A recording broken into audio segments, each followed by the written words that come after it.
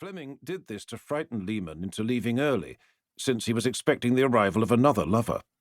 Lehman's less well-known account sheds a more satisfying light on the story. Lehman came across the squid on the kitchen floor. Fleming had speared it, intending to have it for dinner. "As I looked at it," she recalled, "I suddenly caught its eye. It seemed to stare at me, and I felt for some reason that this was a creature every bit as intelligent as we were, and that it was suffering terribly. So I persuaded Ian to throw it back in the sea. He grumbled a bit and said, 'How typical of a soft old pseudo-liberal like you. You may think nature is beautiful, but it is very cruel, very ruthless. Just you see. As soon as we throw the squid back in the sea, all the other creatures will go for it. Just you see.'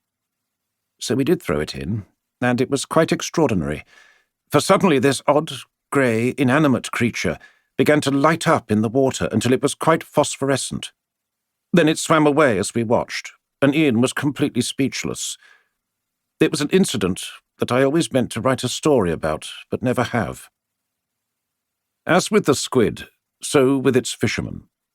The unsympathetic image I had formed from sideways glimpses of a prickly, self-centered bounder camouflaged another, more luminous person. This Ian Fleming, so far from having an unimportant desk job in the Second World War, had played a singular part in the war that he could never talk about, tantalizing bits of which emerged in the novels that he started writing after this adventure was essentially over, but who also lived life to the full and had a wonderful laugh, and, in the words of another friend, brought colour and occasional fury into the lives of countless others. He broke the taboos of our time, but not of his own, carrying on as if it were wartime, which, perhaps for Fleming, his life always was. For all his undeniable shortcomings, he was an unfailingly intriguing character, who, as Leiter herself had been swift to recognize, was more than capable of being sympathetic, funny, vital, humane, of glowing. If he was not an unblemished paragon, like his father, a war hero, neither was he the unpleasant, frivolous second son I had imagined. As in the story of the squid, and the reassessment it begs, the new material, unpublished letters and diaries, declassified files, previously uninterviewed witnesses, sets off Fleming and his life in a new light that leads to new conclusions about the man. You felt his presence on the page, and, what is not so common for a writer, also in the room.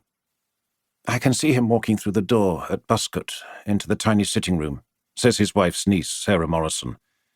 "He stops and puts his elbow on the upright piano on the right and tells us children to go to bed. He had an absolutely hypnotically attractive voice to a child, haunting and never raised, and everyone seemed to shut up when he spoke. I was rather intrigued by grown-ups' reaction to him. We all knew that something big had come into the room, and everyone jumped too.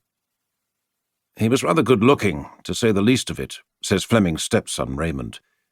"In my mother's album there's a photo of him, and underneath she's written, 'Beautiful Ian.' His American friend, Ernie Cuneo, has given us a pen portrait of Fleming's sad, bony, fateful features. A high forehead, with a head of thick brown curlyish hair, parted on the side and neatly combed over to the left. His eyes were piercing blue, and he had a good firm jaw. The American journalist Dorothy Thompson sighed after meeting the young Ian Fleming in Kitzbühel. The moulding of those cheekbones. His nose had been broken and repaired with a metal plate, giving him the look of a light heavyweight boxer. To Lady Mary Pakenham, the journalist's daughter of the Earl of Longford, "Ian was the best-looking man I have ever seen with a broken nose and a damned soul, fallen angel expression. He was taller than Peter, about 5'11", I imagine, slightly round-shouldered, but with marvellous legs. They were the smooth, muscled legs of a runner, with rather large calves," observed Cuneo, a former football star. Then the voice.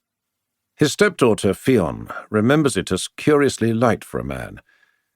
"Because of the image of James Bond, you think you're going to get a deep baritone. But it's a lyric tenor," she says.